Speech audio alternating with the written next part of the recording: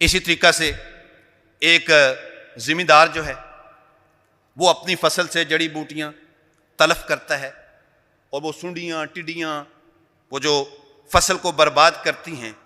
ان کو تلف کرنے کے لیے سپرے کرتا ہے، کھاد ڈالتا ہے، حالانکہ وہ زیرو ہوتی ہیں لیکن ان کو تلف کیا جاتا ہے تاکہ فصل اچھی ہو۔ اسی طریقہ سے ہمارے جسم میں کوئی پھنسی کوئی پھوڑا آ جائے، بس اوقات اس کو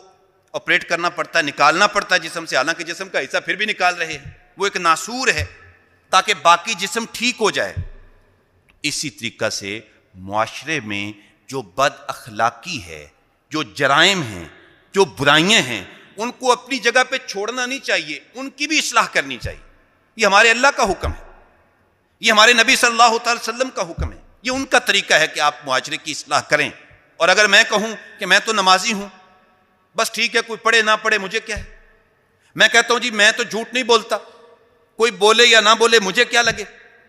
میں تو جناب اپنی نگاہ کی حفاظت کرتا ہوں، اور کوئی کرے یا نہ کرے مجھے کیا لگے، اپنے گھر میں کچھ چھاج بجائے یا چھلنی مجھے کیا پریشانی، اور میں اصلاح نہیں کرتا، اپنے گھر میں اپنے بچوں کی اصلاح نہیں کرتا، اور بازار میں اپنے دوستوں کی اصلاح نہیں کرتا۔ تو پھر اس پہ ایک روایت سن لیں، آقا کریم صلی اللہ تعالی وسلم نے ارشاد فرمایا کہ اللہ جل شانہ نے جبریل کو حکم دیا کہ فلاں بستی کو الٹا کے رکھ دو، اس کو نیچے سے اوپر کر دو، پوری بستی کو برباد کر دو۔ تو جبریل عرض کرتے ہیں یا رب العالمین،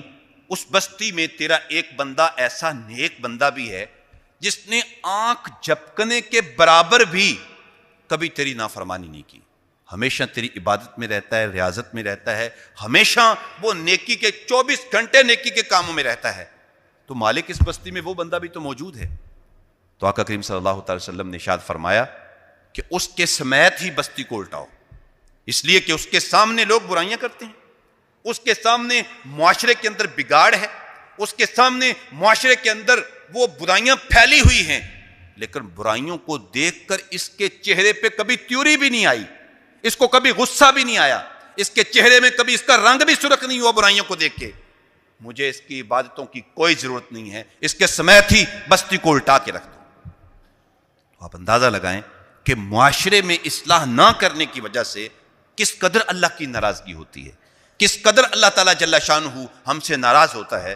اس لیے ہمیں معاشرے کی اصلاح کے لیے اپنا کردار ادا کرنا ضروری ہے۔